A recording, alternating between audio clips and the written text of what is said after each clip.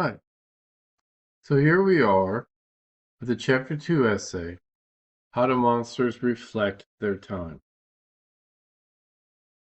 Write an essay in which you respond to one of the following questions, taken from Monsters Chapter 2. So just as we did in Chapter 1, remember that the questions are based on what's in the textbook. As we move to Chapter 2, we have a new theme, How Do Monsters Reflect Their Time? The specific questions, though, of course, are questions that are at the end of each of the readings. We have about a dozen of them, which is why I'm not going to talk about each of them, right? You just go to the textbook, read Genoese, look at reflection and response question number 5, look at making connection questions number 7. See if you'd like to write about either one of those. And go through all the essays with that in mind. Okay, so Cohen, Beowulf, Werner, Johnston, Kaplan, Kimi, Sterling. With many of these, you have two options. Some of them you have only one. Do not choose any of the questions that are not listed here on this page.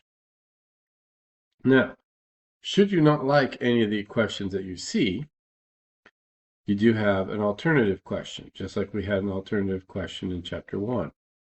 It says, in keeping with the theme of this chapter, choose a monster that is not discussed in this chapter and examine how it reflects the culture and time from which it comes. Your essay should examine issues of relevance, such as religious issues, gender role expectations in that society, the core values of that society, and explore questions about morality, idealism, and death. The final draft of the essay is due Monday, July 13th, 11:59 p.m. That's basically 2 weeks. Be sure to follow the out-of-class essay guidelines for matters of format and style. Be sure to include a word count at the end of your essay. Remember, you must meet minimum requirements, including word count, sources, and subject matter. As usual, no late essays will be accepted. Again, unless you have a signed doctor's note or some other legal excuse. Now, just like we did before, we break our process up. We begin with the thesis statement and topic outline. Those will be due Friday, July 3rd, 11:59 p.m. Please have MLA citation entries for 2 sources, neither from the textbook. So I want you to go beyond the Monsters book. Not saying you don't use the book, you will probably, but you want to go also find other sources as well. You can find them in our library. You can find them using our library resources that are available to you online. We have databases, very good databases. We have ebooks, very good ebooks. And of course, you can use the internet, I'm sure. A participation grade will be assigned for this. Now the class will be divided into peer editing groups. These will be new groups. They'll be different than the ones we did for Chapter 1. But we'll still use the same instructions we did for Chapter 1 on how to get to the group Canvas page, how to submit your rough draft, and how to submit your peer edits. Okay? The rough drafts will be submitted to both the work group and to me by Wednesday, July 8th, 11:59 p.m. Okay, just like we did in Chapter 1. Submit completed peer editing sheets to your Canvas workgroup and to me by Friday, July 10th, 11:59 p.m.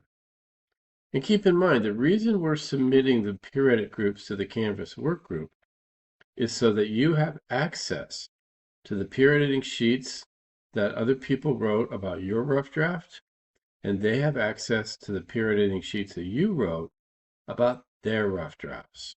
Okay? It's to help each other out. That's why it's called a work group. The minimum requirements for this assignment then are 1,000 to 1,400 words. A strong essay structure, including introduction, concession, rebuttal arguments, main body, and conclusion. Citations from at least 2 sources that originate in print or have print analogs. Now, what do I mean by that?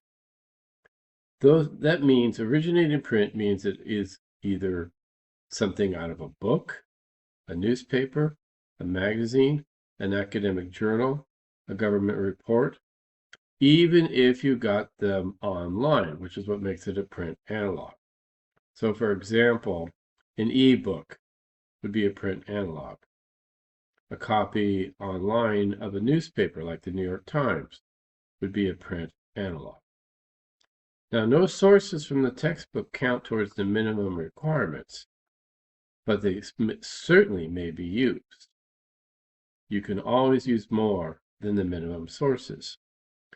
So just to cover this again, things like TV shows, movies, and websites that do not have print analogs are acceptable. They just don't count towards this particular requirement, okay? And of course, everything should be presented in MLA format, presentation, and documentation, including a correct works cited list. And again, I encourage you to go to the introduction module, which has the MLA handout and a video to go with it, as well as a specific handout for Chapter 1. Now, the reason I bring that up again is Chapter 1 shows you how to do the textbook, the Monsters 3rd edition book. Okay. So there you have it. The Chapter 2 essay assignment. Good luck. Looking forward to seeing what you can do.